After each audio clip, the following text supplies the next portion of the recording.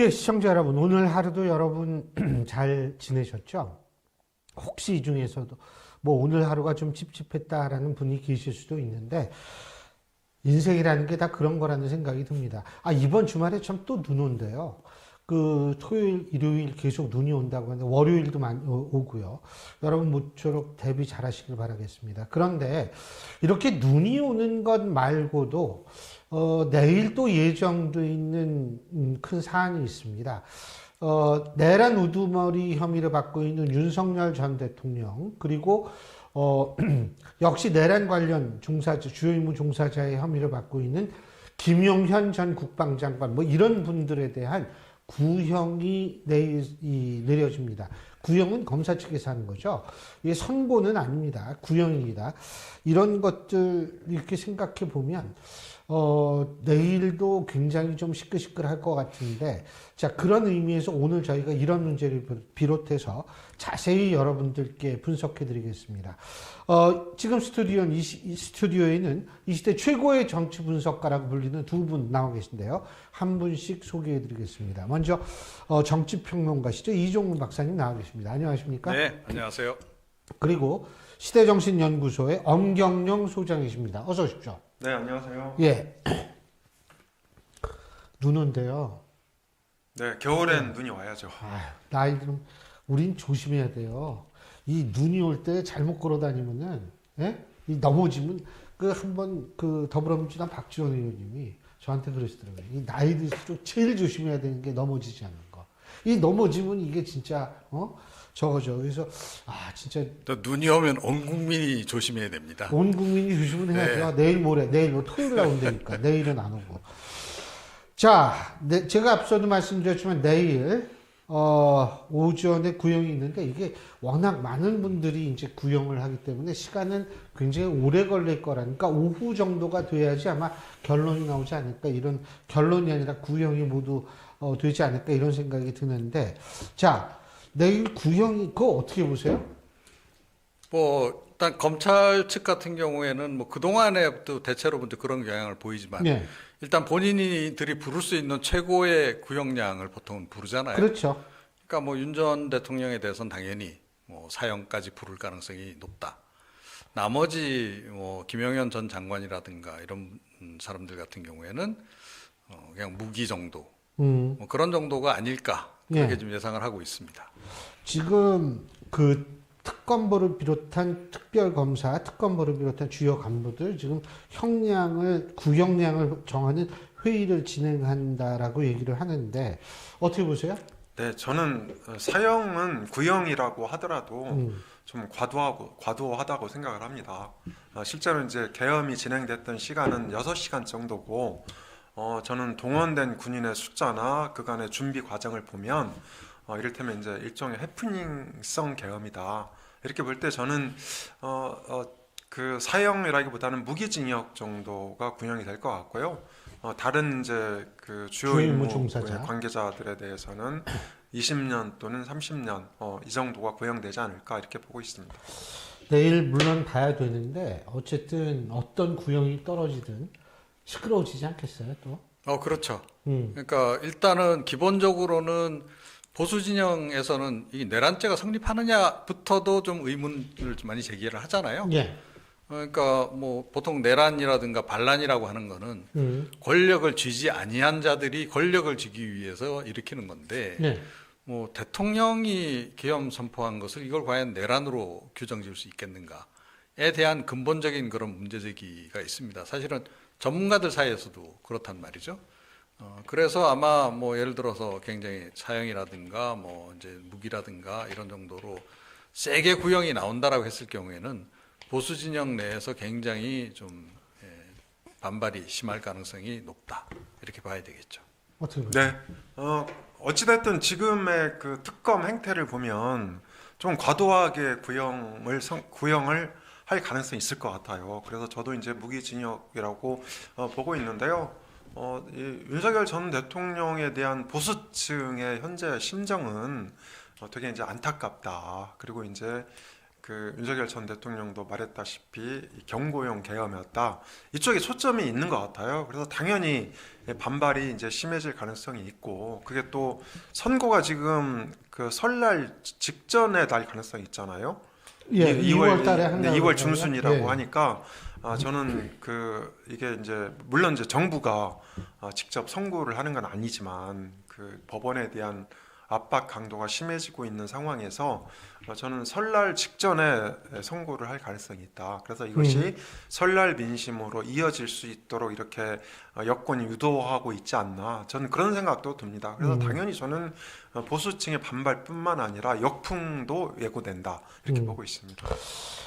자, 근데 어쨌든 검찰의 구형량에 따라서 상당히 반발의 강도 좀 달라질 수 있을 것 같은데, 가장 중요한 것은 뭐냐면 다양한 이 야당 국민의힘 입장에서 볼 때에는 다양한 시나리오에 대비해야 되는 거 아니겠어요?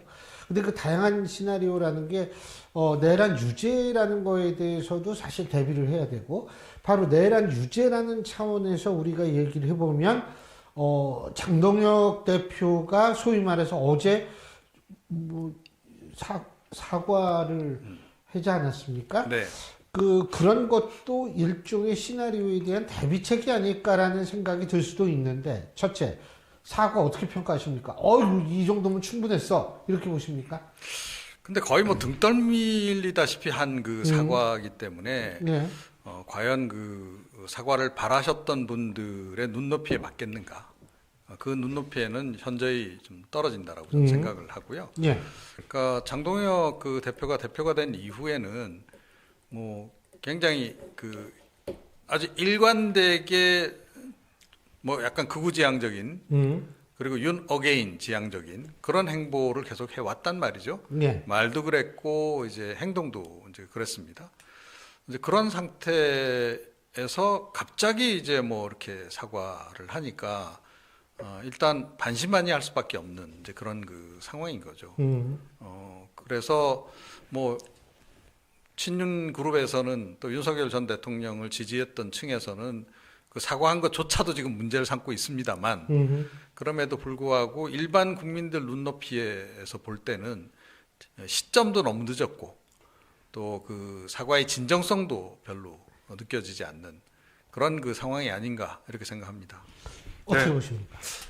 저는 이제 이 사과라는 게 이를테면 국민의힘의 혁신과 성찰로 가는 이제 몇 단계 문이 있는데, 저는 첫 번째 문을 제대로 열었다고 봅니다. 사실 어제 이 장동혁 대표 사과 기자회견 하기 전에는 이게 사과하지 않을까라고 통상 생각을 했거든요. 그래서 이 계엄과 탄핵에 대해서는 여러 차례 입장을 밝혔다. 그러니까 이렇게 두루뭉술하게 넘어가지 않을까 이렇게 예상을 했는데요. 예상과 다르게 저는 사과를 했다고 봅니다. 그리고 사실 사람이 너무 한 번에 급하게 변화하면 그 진정성과 설득력이 떨어집니다. 그러니까 예를 들어서 살살 변해야 돼. 그렇죠. 장동혁 대표가 그러니까 갑자기 이런 막 거죠. 나는 올해부터 담배 끊을 거야. 딱 이러는데 네. 너무 한꺼번에 끊으면 좀 그러니까 좀 계속 조금씩 그렇죠. 줄여가지고. 예, 그래서 이제 그러다 못 끊어요. 국민들의 정서로 볼 때 예. 장동혁 대표가 너무 급하게 변화해버리면 오히려 진정성이 떨어지거든요. 그리고 이제 지금 국민의힘 상황을 조금 지켜봐야 됩니다. 왜냐하면 이게 그 탄핵 즈음에서 탄핵하고 대선 그 즈음에요. 이게 그 책임당원, 당비를 납부하는 당원을 책임당원이라고 하잖아요. 이 당원 숫자가 대략 75만 명이었어요. 그런데 최근에 25만 명 정도가 증가해서 현재 100만 명 정도 되거든요. 그러면 누가 도대체 입당을 했냐? 이걸 좀 생각을 해봐야 됩니다. 저는 아무래도 이제 그 윤석열 전 대통령을 지지하는 쪽에서 입당을 했다. 뭐 가장 대표적인 사람을 꼽자면? 네, 그렇죠. 이제 이를테면 자유통일당 당원이라든지 고성국 유튜버가 이제 대표적인 케이스로 볼 수 있는데요. 저는 이 사람들이 전한길 씨 입당했어요? 전한길 씨 입당했죠, 그 전에. 그 전에 네, 있어요? 네. 그래서 이런 사람들이 한 그 25만 명 정도 입당을 한 상태다 지금. 저는 그렇게 보고 있습니다. 그래서 이 100만 당원들의 이게 그 입장이나 처지를 완전히 무시할 수는 없거든요. 당대표 입장에서. 저는 그래서 이런 것들이 이제 고려됐다고 저는 보고 있고요. 저도 좀 아쉬운 점은 하나 있습니다. 지금 타이밍이 과연 그 사과를 할 타이밍이냐. 그러니까 아까 말씀하신 대로 내일 이제 윤석열 전 대통령에 대한 1심 구형이 있고 또 2월 중순에 다음 달 중순에 선고가 있단 말이죠. 뭐 저는 구형은 이제 특검이 아무래도 부풀려서 구형을 할 거니까 뭐 그건 그렇다 치더라도 1심 선고가 나오면 또 입장 발표를 해야 됩니다. 그래서 이제 전한길 씨가 얘기했잖아요. 그러니까 사형 그 구형을 유도하는 거냐. 그 반발이 심하더라고요. 네, 반발이 있다고. 예. 저는 그것도 일리가 있다고 봅니다. 그러니까 저는 아예 장동혁 대표가 당대표 됐을 때 좀 사과를 하고 이번 저는 그 타이밍은 조금 아니다. 저는 그런 생각도 듭니다. 그분 들어왔어요? 전한기 씨? 전한길 씨가 아직 안 들어온 걸로 아직 알고 안 있습니다. 들어왔나요? 네. 어떻게 보세요? 전한기 씨가 막 그러던데 반발하면서 뭐 사형 뭐 때리라는 거냐 이런 식으로 얘기를 하면서. 근데 사실은 뭐 그분들 입장에서는 오히려 사형 때려주길 더 바라는 거 아닌가요? 예. 왜요? 그래야 더 격노하지 않겠습니까? 이쪽 진영에서. 좀 더 결집도가 더 높아질 수 있기 때문에 오히려 그분들은 그걸 더 원할 것이다. 그런데 이게 국민의힘이 나아가야 될 향후 방향성과 관련해서 이게 과연 건전한 건가 하는 거예요. 조금 전에 이제 그 엄 소장께서 25만 명 새로 들어온 사람들이 대략 이런 분들일 거다라고 추정을 하셨는데 제가 보기엔 굉장히 극우 성향이 강하신 분들이거든요. 그러니까 이제 네. 그 얘기가 그 얘기 아닌가요? 예. 그러니까 강기정, 전한길 씨 같은 경우에 자기가 뭐 입당하면서 뭐 10만 명 같이 뭐 입당했다라고 이야기하기도 이미 그런 바가 있고 또 고성국 박사 또 뭐 또 입당 또 했단 말이죠. 그럼 100만이 같이 돌는 거예요? 네, 그러니까 뭐 100만까지는 안 들어오겠지만 그 중에 이제 시청자 가운데 일부가 이제 오겠죠. 뭐 그래서 늘었다라고 전제를 하면 또는 앞으로 늘어갈 거다라고 전제한다면 국민의힘의 정체성은 점점 극우화 될 수밖에 없는 거 아니겠습니까? 그분들은 물론 극우가 아니라고 주장을 하지만 좋게 얘기해서 애국 보수 성향이 점점 더 강해지는 건데 제가 보건대는 이렇게 가면 국민의힘은 그 중도층하고는 일단 당장 거리가 엄청 멀어질 수밖에 없는 상황이고 그런 상황으로 해서 향후에 있을 당장에 있을 지방선거 넘어서 그 이후에 있을 선거에서조차도 과연 승리를 할 수 있는 계기를 그래갖고 만들 수 있겠는가. 더군다나 지도부가 그분들의 코드만 맞춰 왔는데 더욱더 코드를 그분들한테 맞출 수밖에 없는 상황으로 갈 수밖에 없다면 과연 자유통일당이나 우리공화당하고 무슨 차이가 있는 정당이냐. 그런 의문을 제기를 안 할 수가 없는 거죠. 네, 그러니까 국우화 문제를 이제 말씀을 하시는데요. 그런 우려가 있긴 있죠. 그런데 저는 이제 그 다른 측면에서 조명해 볼 필요도 있다. 왜냐하면 전한길 씨나 고성국 씨 같은 경우에는 물론 이제 극우 성향 유튜버죠. 그렇긴 한데 이분들이 계엄 이후에 보수 진영의 결집에 나름대로 역할을 했죠. 나름대로 역할을 하면서 대선에서도 물론 이제 그 김문수, 이준석 두 후보가 합친 이 득표율이 거의 50% 정도 되는데 아무튼 그 보수와 진보 간의 어떤 그 팽팽한 대치 이런 데 상당히 기여했습니다. 그리고 그 계엄을 촉발한 그 원인이 바로 그 민주당의 일방적인 국회 독주, 입법 독주 뭐 이런 데 있었다.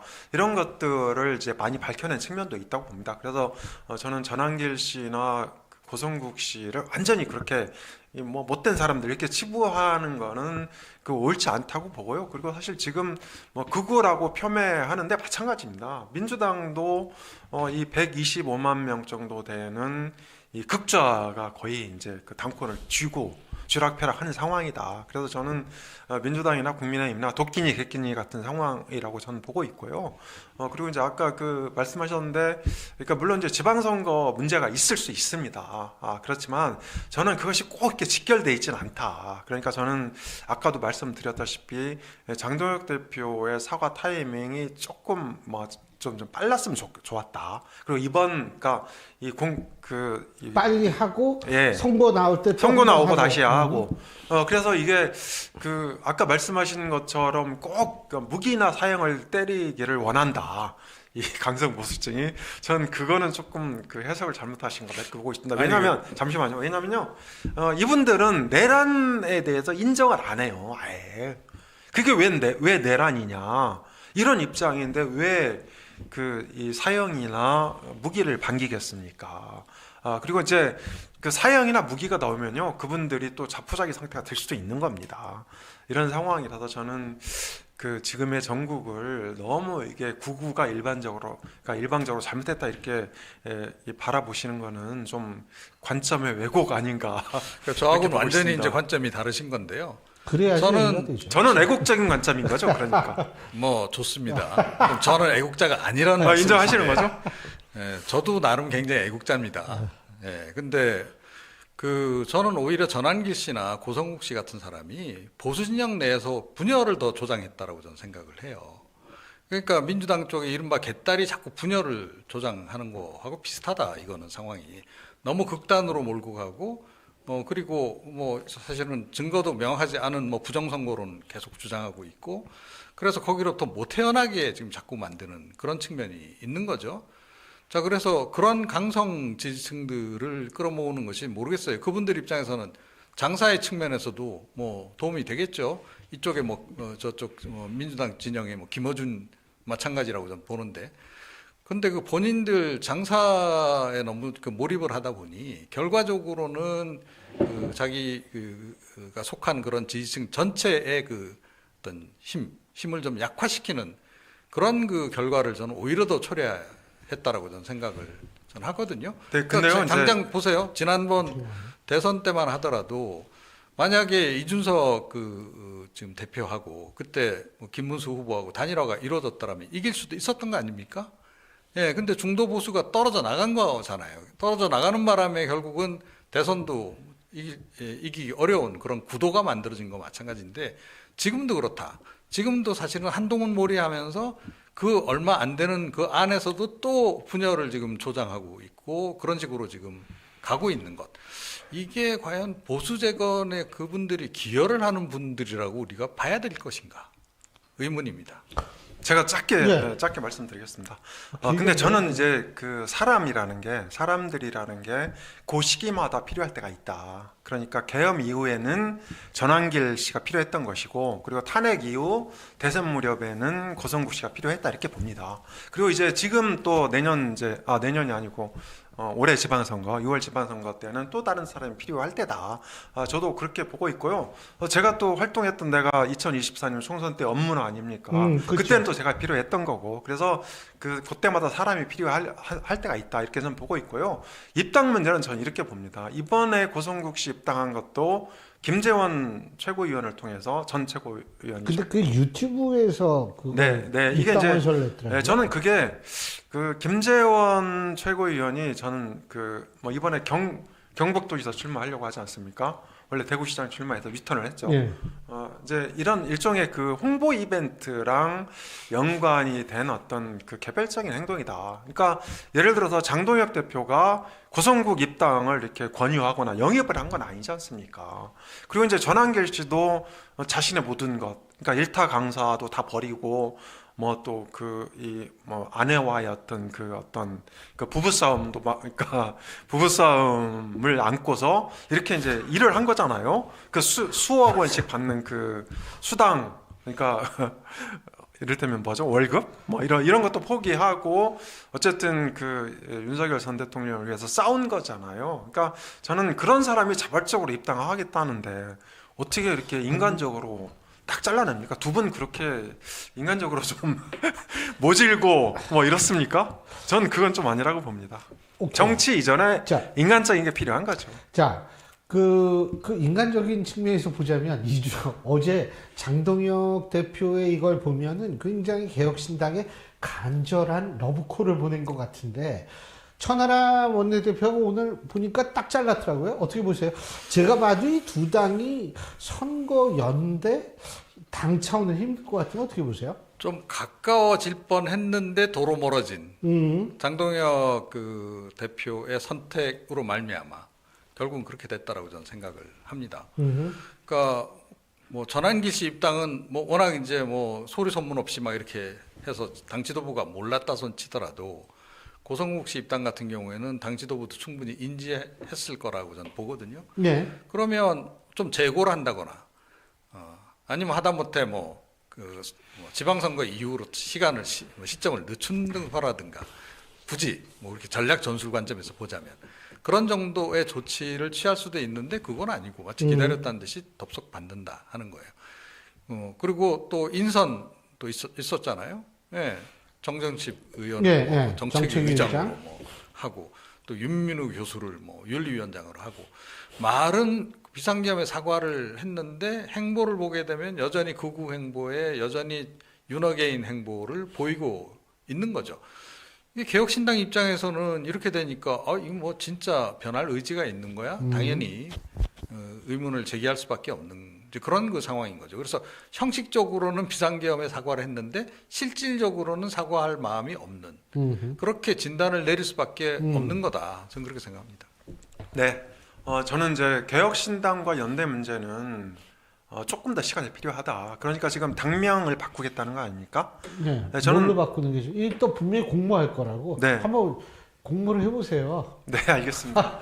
그런데 이제 당명을 바꾼다는 거는 사실상 애둘러서 말하는 거지만 윤석열 전 대통령하고 절연하겠다. 저는 그 의미로 해석을 하고 있습니다. 그래서 당명을 바꾸게 되고 또 기타 그 사과에 대한 후속 조치가 이루어지면 개혁신당하고 선거연대 문제는 자연스럽게 해결될 거라고 보고 근데 있고요. 왜 인선을 그러니까 인선 문제 말씀하셨는데 정점식 의원은 사실 이게 친윤이라고 이렇게 분류하기도 좀 애매합니다. 물론 이제 검사 출신이라서 그렇게 결과적으로 그렇게 분류가 됐는데요. 2024년 황우여 비대위 체제에서 이게 정책위의장을 또 했어요, 이분이. 그리고 이번에 이제 그 제가 알기로는 정책위의장을 찾는 그런 문제가 조금 난관에 부딪혔대요. 그러니까 하려고 안 하겠다 그랬죠. 예, 하려고 하는 사람들이 이렇게 좀 거절을 하고 고사를 하고 이래서 그래서 이제 그 전에 경력이 있던 그러니까 정점식 의원한테 간 것 같은데요. 정점식 의원은 되게 합리적인 사람입니다. 저는 이게 꼭 윤어게인이나 친윤하고 해석할 필요는 없다 이렇게 보고 있고요. 그리고 조광한 전 남양주시장 지금 남양주평 김영직 최고위원 남양주평 당협위원장인데요. 이 사람의 경우는 저는 이제 이재명 저격수다. 그러니까 이재명 저격수가 되게 두 명 있어요. 그분이 원래 더불어민주당에 있다가 네, 그렇습니다. 예. 더불어민주당 남양주시장 할 때 이재명 경기지사하고 이렇게 척을 졌던 그런 사람이죠. 뭐 기본소득이나 이런 문제에 대해서. 그래서 지금 국민의힘에는 이게 조광환 그 당협위원장하고 장영하 변호사하고 이 두 사람이 이제 이재명 저격수거든요. 그래서 선거 국면에는 이제 이재명 저격수가 필요하다 이렇게 볼 수 있을 것 같고요. 그리고 저는 그 경기지사 후보군으로도 활용할 수도 있다. 지금 국민의힘의 유승민 의원은 그러니까 지금 현재로서는 유승민 전 의원밖에 없어요. 그런데 뭐 김은혜 의원 같은 경우에는 아직 술마설이 전혀 얘기가 없고 또 안철수 의원은 출마 안 하겠다고 진즉에 선언을 했기 때문에 지금 딱히 후보군이 없는 그런 상황입니다. 그래서 유승민 전 의원이 공천을 받을 수 있을지 어떨지 모르겠지만 장동혁 대표도 경선 원칙을 이번에 다시 한번 천명했거든요. 그래서 경기지사 후보군도 좀 필요한 상황이다. 그래서 저는 이런저런 목적이 있다고 보고 있고요. 그리고 민주당 출신이라는 것 자체가 확장성의 의미로 볼 수 있다. 그래서 이렇게 이제 생각을 하고 있고 또 윤민우 윤리위원장 건에 대해서는 크게 이제 혐의가 문제가 제기된 게 두 개잖아요. 첫 번째는 김건희 여사하고의 무슨 이제 관계설, 옹호설 이런 게 하나 있는 거고 또 하나는 중국이 부정선거 의혹, 중국의 부정선거 의혹 이건데요. 중국의 부정선거 의혹은 저는 그러니까 물론 이제 부정선거에 대한 실체가 있는 건 아니에요. 그런데 선거 때마다 민주당을 애둘러서 지원하는 게 한두 번이 아닙니다. 예를 들어서 선거 때마다 이제 총선, 그전 대선 이럴 때마다 이게 주한 중국 대사가 민주당 만나서 굉장히 이제 친근한 그런 메시지를 낸다든지 내지는 이제 국민의힘에 좀 불리한 그런 이제 메시지나 행보를 한다든지 이런 것들을 통해서 또 그리고 뭐 각종 뭐 댓글이나 이런 것들을 통해서 이 대한민국 선거에 개입하려고 하는 그런 의혹 이런 여지들을 남겼다 이런 것들은 사실이지 않습니까? 그런 문제를 제기한다고 그래서 윤리위원장이 안 된다고 한다면 그러면 질문. 미국 그 트럼프 대통령이 우리나라 선거 직전에 저 미북 정상회담 한 건 어떻게 해석하세요? 그렇죠. 저는 그것도 그 엄청난 선거 의혹입니다. 그게 그 지난번에 2018년이죠. 선거 전날이에요. 지방선거 전날 싱가포르에서 이게 북미 정상 미국도 그렇죠. 이제 그거는 이제 이를테면 민주당을 이제 지원하는 꼴 아니에요? 그러니까 이게 이제 이런 거죠. 그때 현 정부가 문재인 정부였고 문재인 정부가 구체적으로 미북 정상회담의 날짜를 그렇게 이제 잡으려고 노력했을 수 있는 거죠. 그러니까 그래서 저는 이런 문제들은 그 현 정부가 늘 문제가 된다는 거죠. 저는 그런 면에서 그런 문제 제기를 했다고 해서 꼭 그게 심각한 문제는 아니다. 저는 그 시의적절하게 의혹을 제기했다 이렇게 보고 있습니다. 아니 지금 그 당명 얘기 잠깐 했는데 장명 하나 해주시죠. 아니 근데 장명요. 예, 저는 뭐 아니 나중에 하셔도 되는데 이름이 대외적으로 표방하는 이름이 뭐든 간에 예. 국민의힘의 향후의 어떤 당의 성격은 이미 정해졌다라고 생각합니다. 그러니까 제가 바로 그건데 네. 이름 바꾼다고 효과가 있을까요? 없다고 봐야죠. 제가 보기엔 그냥 윤어게인 극우의 힘이거든요. 예전에 자유한국당으로 새누리당에서 자유한국당으로 네. 바꿔도 사실은 그 약발에 먹히질 않았었거든요. 예, 네? 이번 같은 경우엔 더 합니다. 그러니까 뭐냐면 당명을 보통 이제 개정을 할 때는 그래도 뭐 최소한 혁신, 쇄신, 신융이라도 해요. 근데 이번 같은 경우에는 말은 쇄신 이야기를 했는데 내용을 보게 되면 쇄신하고는 정반대로 조금 전에 인선이 다 이루어졌다라고 말씀드렸잖아요. 쇄신에서의 가장 핵심이 뭡니까? 인적 쇄신이 기본입니다. 사람이 바뀌면서 그 사람들의 새로운 사람들이 들어와서 그 사람들이 그 성향에 맞게끔 당을 끌어가는 것. 인적 쇄신이 쇄신 중에서도 기본인데 인적 쇄신이 전혀 안 이루어지고 있고 오히려 친윤 성향은 더 강해져 버린 그런 그 상황이라는 거죠. 그 상태에서 간판만 바꾸겠다는 겁니다. 그럼 간판만 바꿨어요. 그럼 음식 맛은 하나도 안 바뀌었어요. 그런다고 손님들이 막 올까요? 뭐 반짝 효과는 있을 수 있겠으나 조금 지나면 이거 뭐 맛 하나도 안 변했네. 주방장 안 바뀌었대. 이러면 이야기는 끝나는 겁니다. 저는 지금 그런 그 희한한 선택을 좀 하고 있다 이렇게 생각합니다. 이종훈 평론가께서는 너무 세상을 부정적으로 보시는 것 같아요.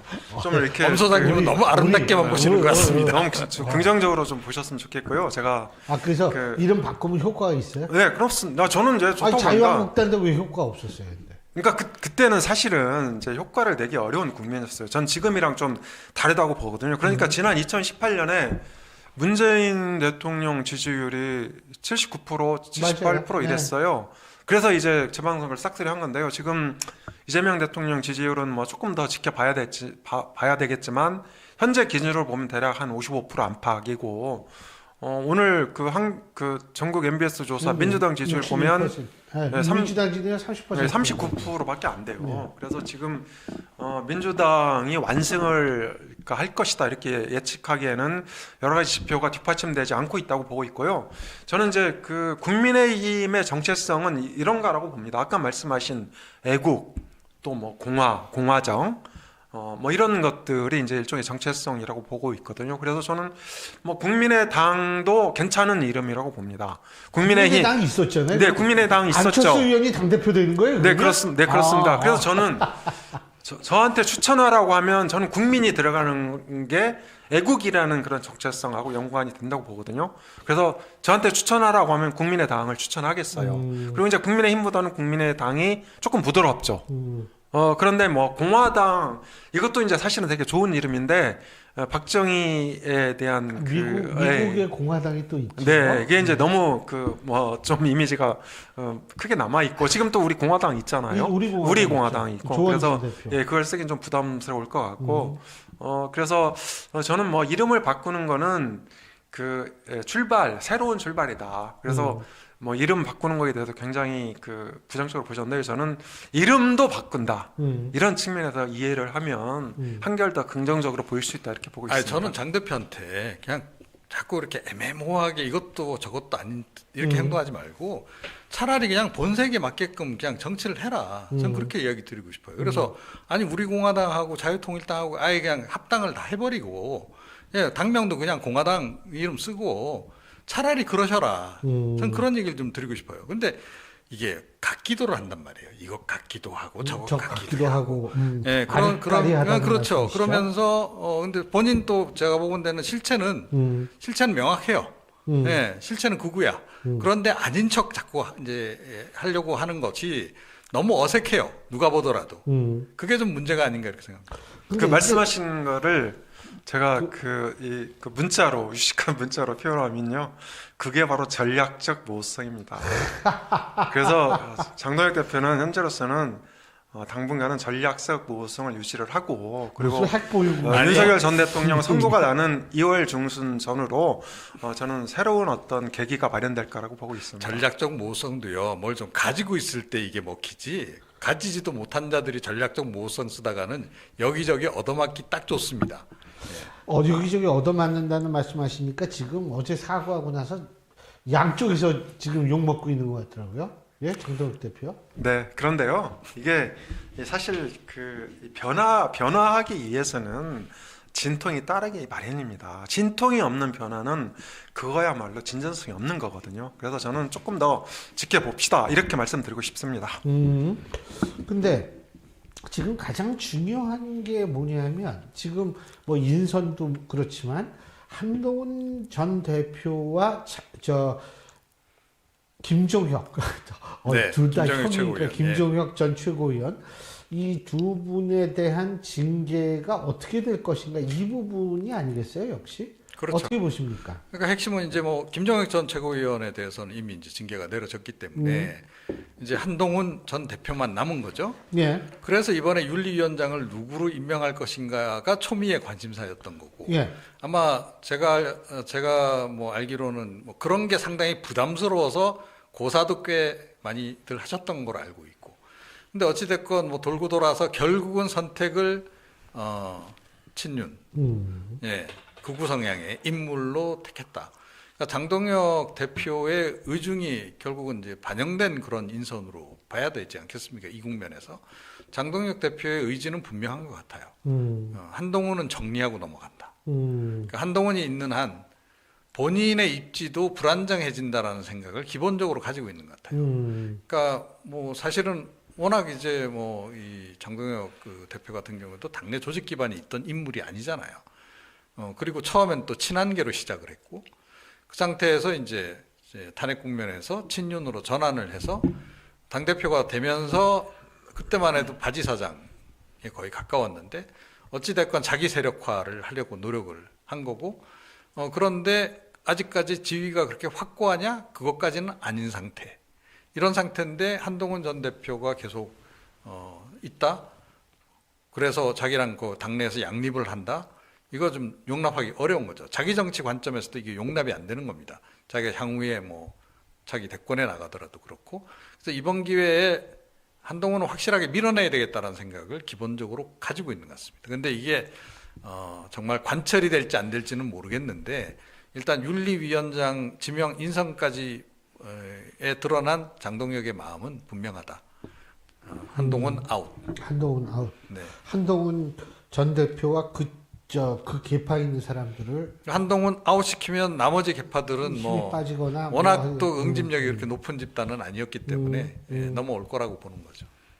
저는 이종훈 평론가 말씀을 계속 듣고 있으면 저렇게도 부정적으로 볼 수도 있구나. 굉장히 인생 이런 이제 의구심이 봐요. 들어요. 네. 그래서 제가 다른 시각에서 말씀을 드리면, 제가 아까 맨 처음에 75만 당원이 100만이 됐다. 그리고 이 증가된 당원 중에 대다수는 아마도 좀 그 강성 보수층의 가능성이 높다, 이렇게 이제 그 말씀을 드렸잖아요. 근데 저는 그게 한동훈 전 대표와 관련된 단계 논란은, 당원 게시판 논란은 이것과 연관이 돼 있다고 봅니다.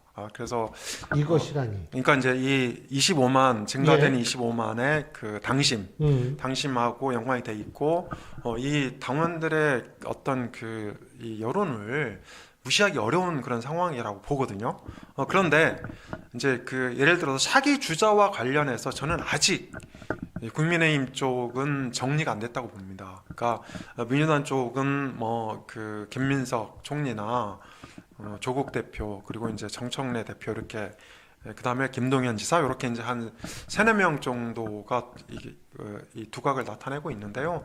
국민의힘은 아직은 수면 아래에 있다고 보거든요. 그래서 저는 이번 지방선거 이후에 아마 이 차기 구도가 드러날 거다. 저는 그렇게 보고 있습니다. 그런데 장동혁 대표의 입지가 탄탄하지 않은 건 맞아요. 아는 건 맞는데 장동혁 대표 그 말고도 뭐 오세훈 서울시장도 있고 또 김문수 전 후보도 근데 있고. 한동훈 전 대표는 그러면은 뭐 징계를 때릴 거라고 보시는 거예요? 네, 그래서 이제 아무튼 이제 그 얘기를 좀 말씀드리려고 하는데요. 그래서 n분의 1이다 아직은 한동훈 전 대표도. 그래서 윤리위에서 징계 수위를 결정해도 이거를 이제 최고위에서 통과를 시켜야 됩니다. 그런데 지금 최고위에서 지난번에 그 나경원 혁신안이 있지 않습니까?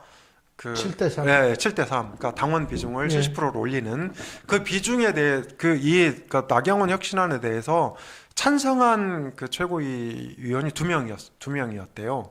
그러니까 이제 장동혁 대표하고 김민수 최고위원 이 두 분 빼고는 다 반대했다고 하거든요. 그래서 저는 이제 한동훈 대표에 대한 그 징계 수위가 올라와도 최고위에서 그렇게 쉽게 그 한동훈 전 대표를 매장시키는 수준으로 징계가 내려질 가능성은 저는 크지 않다고 봅니다. 그리고 지금 지방선거를 앞두고 있기 때문에 말씀하신 대로 장동혁 대표가 그 차기 입지를 다지려면 지방선거에서 승리해야 됩니다. 승리하거나 뭐 최소한 비긴다는 거는 17개 광역단체장 중에서 9대8이나 8대9가 나와야 된다는 거죠.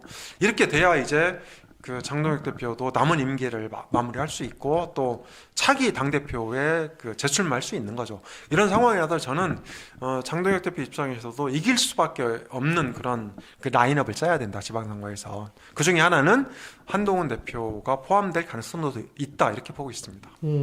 상당히 합리적으로 말씀드린 거죠. 근데 만약 한동훈 대표에 대한 징계가 아까 말씀하신 대로 좀 중징계가 저걸 하면 한동훈 대표가 참 그 앞으로의 행보가 좀 복잡해질 것 같아요. 이게 뭐 탈당을 하자니 좀 그렇고 남아있자니 좀 그렇고 이런 상황 되는 거 아니에요? 네. 근데 한동훈 전 대표의 기질상 또 탈당을 결행할 정도의 용기가 있는 인물은 아니다.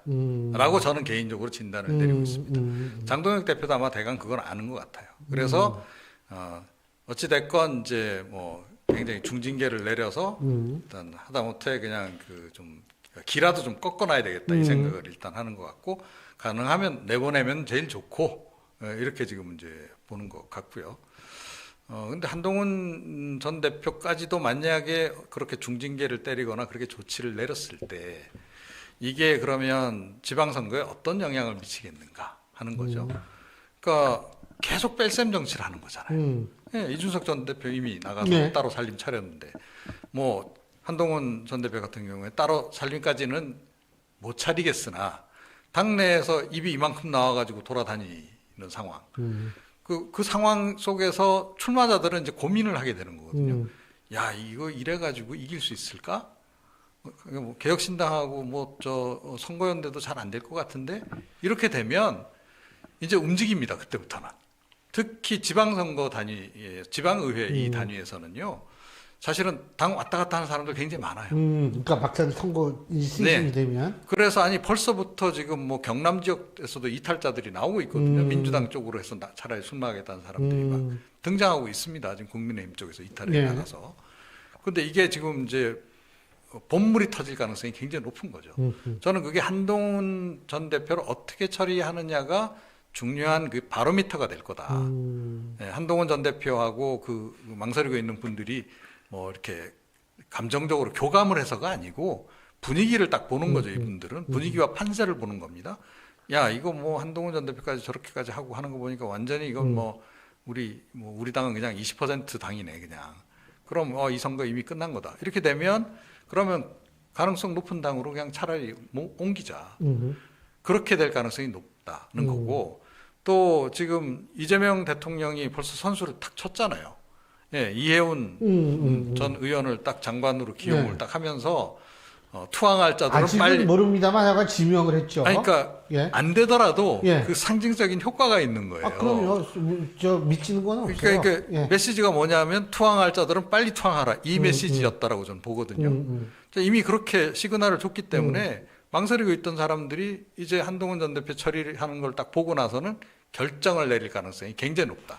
저는 그렇게 보고 있습니다. 근데 예, 두 가지 그 치명적인 이제 말씀하셨는데 첫 번째는 한동훈 전 대표가 용기가 없어서 탈당 못한다 이런 뉘앙스로 말씀하셨잖아요. 근데 저는 용기가 없어서 탈당을 못하는 게 아니고 용기가 있지만 탈당 안 한다 이렇게 보고 있습니다. 왜냐하면 국민의힘에서 과거에 탈당해서 잘 된 사례가 한 번도 없어요. 그러니까 2002년에 박근혜 후보에서 미끄러지고 나서 탈당했지 않습니까? 네, 근데 네. 6개월도 안 돼서 대선 전에 복귀했어요.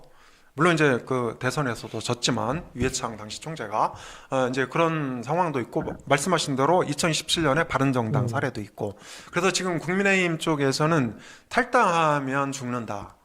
이런 분위기가 있습니다. 그리고 저는 그 내부 문제는 어찌됐든 안에서 풀어야 된다고 봅니다. 왜 나갑니까?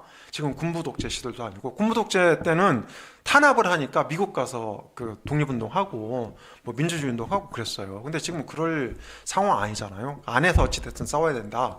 전 그런 측면에서 한동훈 전 대표가 탈당 안 할 거라고 보고 있고요. 이번에 이재명 대통령이 이해운 전 의원을 예산처 장관 후보자로 지명한 거는 세 가지 목적이 있습니다. 그게 뭐냐면요. 이게 그 이재명 대통령은 성남시장 때부터 그런 일을 했어요. 그러니까 그때 무슨 일이 있었는지 책에도 나와 있는데요. 이게 그 이대엽 시장하고 싸워서 이겼습니다. 그게 2010년 지방선거예요. 그런데 그때 그 이대엽 시장 쪽을 굉장히 그러니까 챙겨주던 막 이제 연설하러 갔는데 자기한테 자리를 안 주던 여직원을 발탁을 합니다. 기용을 하죠.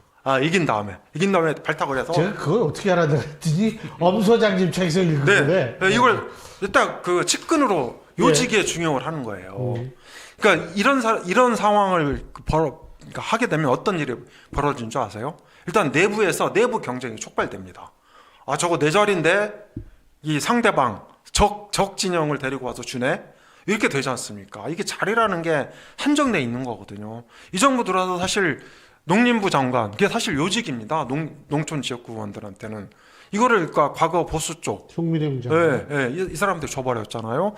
예산처 장관도 아무튼 기획예산실을 그러니까 이 쪼개긴 한 건데 그게 핵심 요직입니다. 이걸 갖다가 보수한테 줘요? 그러면 내가 가야 되는데 이런 사람들이 막 열받지만 충성합니다. 내부 충성령이고 두 번째로는 이관계다. 그러니까 보수 진영한테 메시지를 던지는 거예요. 야, 나한테 줄 서고 나한테 잘 보이면 너도 뭐 할 수 있어. 그러니까 두 분도 그렇게 하시면 이재명 대통령이 이렇게 데려가 여기까지 버립니다. 그리고 세 번째는요. 세 번째는 뭐냐면 이게 이 얄팍한 건데 국민 통합 이미지를 부각하려고 하는 겁니다. 근데 이건 삼척동자도 다 알아요. 속이 보인다 이거죠. 그리고 이번에 이해운 후보자 어떻게 됩니까? 어제 KSOI 여론조사 보면요. 반대가 40% 중반이고 40% 찬성이 20% 중반밖에 안 됩니다.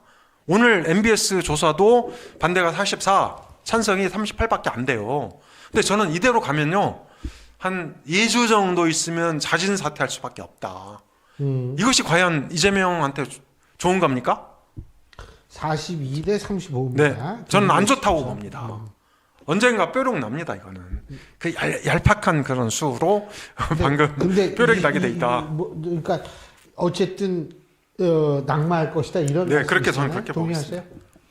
뭐 낙마할 수도 있겠죠. 근데 저는 그 카드 자체는 굉장히 그 전략적으로 잘 기획된 카드였고 사실은 그것 때문에 지금 국민의힘 쪽에서 난리가 난 거 아닙니까? 더군다나 보수 진영 내에서 굉장히 동요가 심하게 지금 일고 있고. 근데 그 동료의 일종인가요?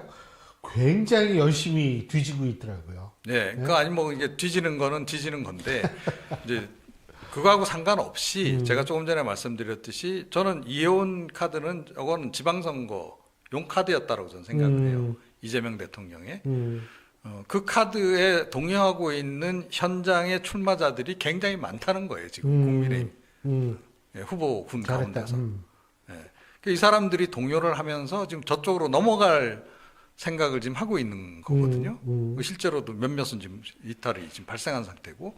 자, 그러면 장동혁 대표는 뭐 하고 있냐는 거예요.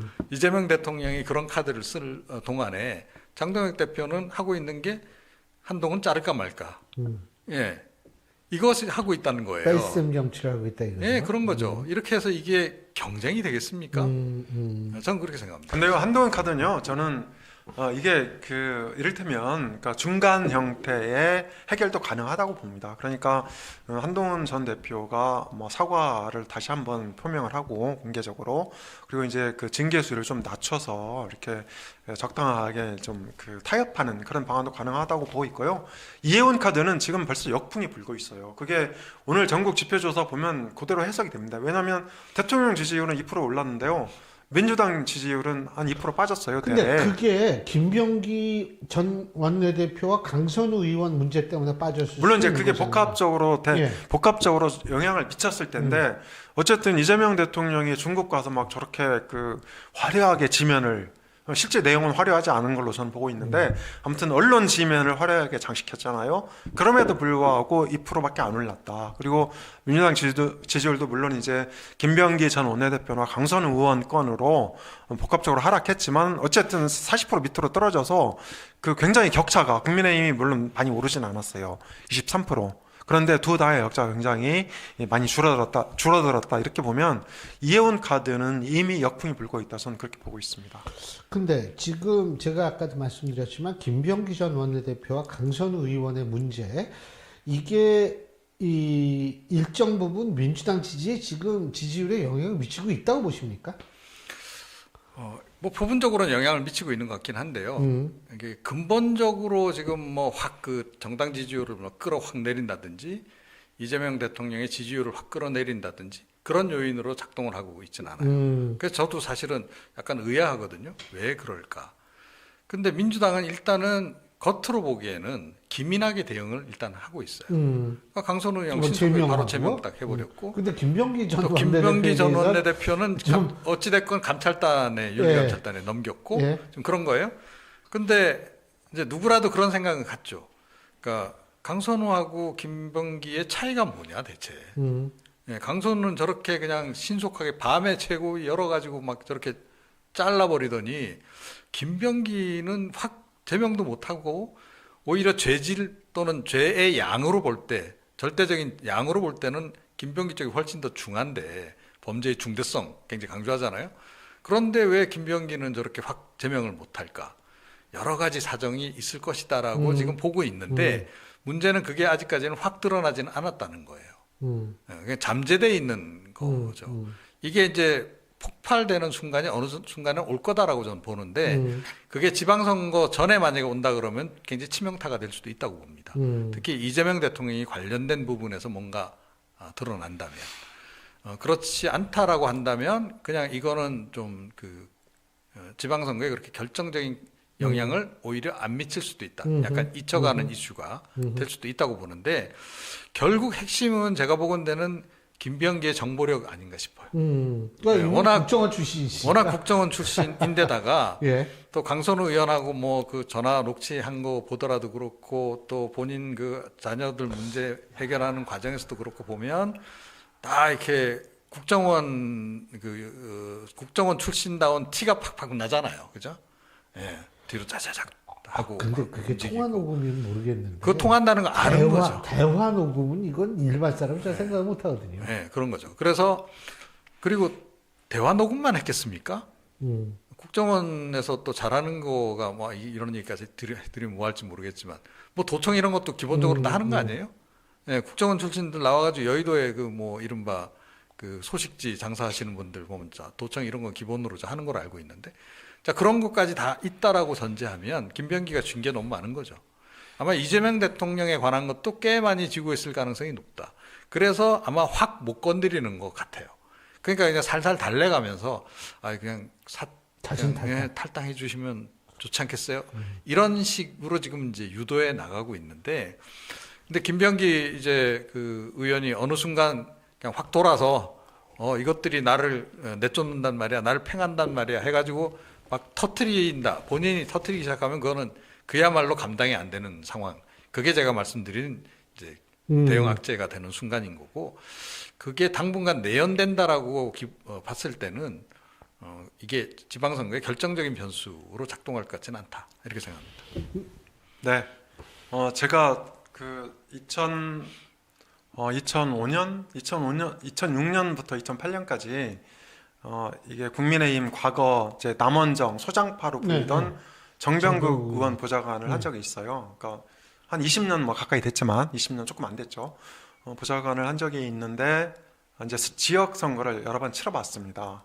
그런데 정병국 의원이 당시 소장파임에도 불구하고 이렇게 이제 이 후원하는, 그러니까 지역구 가면 뭐 단체장도 있고 단체장 후보도 있고, 그다음에 광역의원도 있고 광역의원 후보도 있습니다. 뭐 기초의원도 뭐 수십 명 되죠. 후보들까지 합치면. 그래서 이런 사람들이 후원하는 게 굉장히 일반적인 행태입니다. 20년 전 얘기. 20년 전인데, 근데 근데 이제 그 정병국 의원이 소장파였기 때문에 그런 돈을 가능하면 안 받으려고 했어요. 그래서 그럼에도 불구하고 이제 그런 경우들이 이제 종종 발견이 되는데, 지금 민주당 행태를 보면 그게 586들이 더 심합니다. 왜냐하면 586들은 돈을 스스로 벌어본 적이 별로 없잖아요.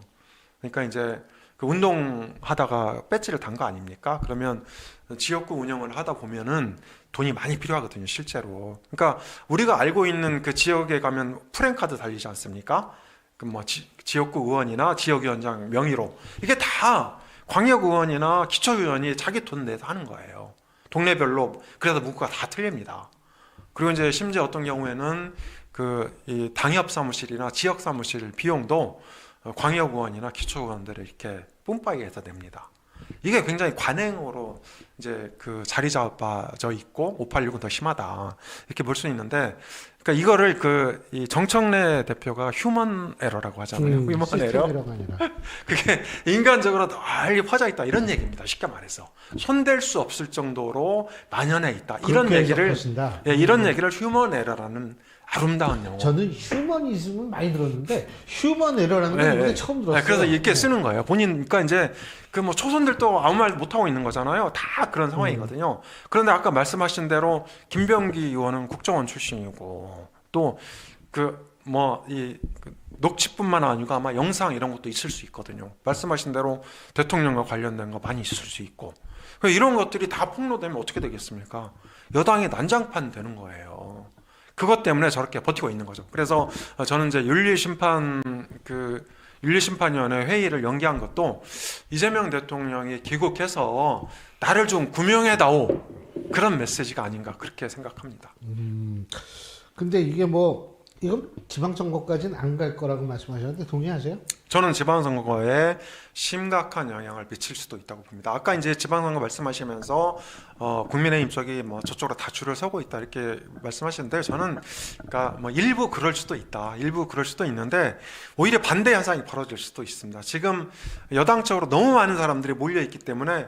근데 공천이라는 거는 한 사람 주는 거잖아요. 공천 못 받으면 다시 다 이쪽으로 옵니다. 그래서 저는 지방선거 민심은 설날 전후 상황을 좀 봐야 된다. 그리고 이번에 이제 민주당이 김병기 건을 비롯해서 이 공천 헌금 문제를 어떻게 정리를 하느냐, 저는 이게 상당히 내관이 될 거라고 보고 있습니다. 근데 지금 이재명 대통령이 이제 중국에서 돌아왔으니까 이제 어떻게 정리가 될지는 모르는데, 일각에서 사실 그런 얘기도 보도가 됐었거든요. 이재명 대통령이 중국에서 돌아오면 이해훈 장관 지명자에 대한 어떤 식으로든 하여간 뭔가 있을 것이다, 이런 얘기인데 아직까지는 없는데, 이번에 중국 방문 어떻게 평가하십니까? 그러니까 엄 소장님께서 워낙 계속 아름다운 해석만 하시기 때문에 저한테는 부정적인 해석만 한다고 해서 아름답게 좀 아름답게 좀 해석을 하자면, 그래도 첫 단추는 잘 깬 편에 속한다라고 저는 생각을 해요. 왜요? 그러니까 워낙 그동안에 특히 지난 이제 윤석열 정권 기간 동안에 중국하고 이 관계가 굉장히 최악 상태였지 않습니까? 그런 상태에서 이게 하루아침에 복원이 되겠습니까? 시진핑 주석도 그 얘기 했잖아요. 뭐라고 그랬더라? 하여간 하고 오래 걸릴 거라고 한한령 얘기하면서. 예. 석자 얼음이 쉽게 안 녹는 그렇죠. 석자 얼음.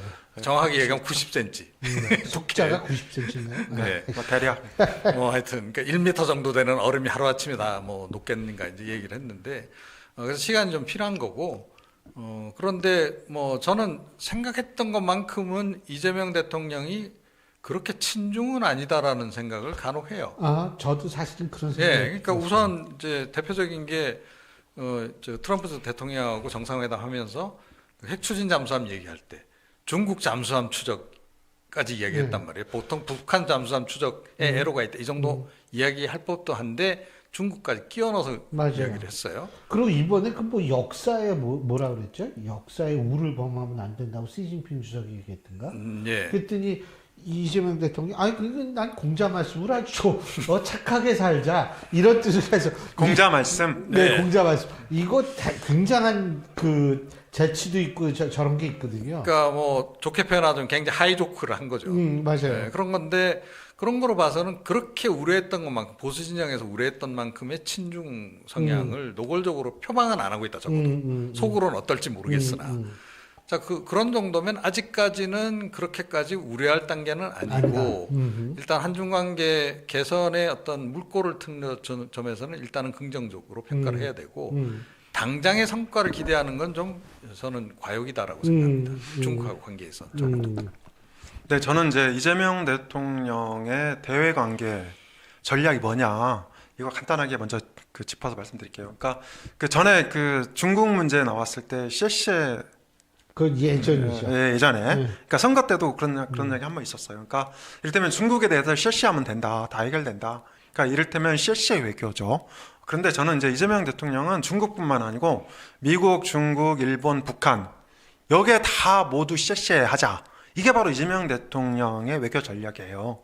근데 이제 그게 통할지는 저는 뭐 좀 두고 봐야 된다. 그러니까 전 세계가 진영으로 나뉘어서 대치를 하고 있는데 과연 대한민국만 그렇게 할 수 있는지 지켜봐야 될 것 같고요. 그리고 저는 이번에 이제 그 중국 방문은 초등학생하고 담임 선생님이 정상회담한 것 같았다.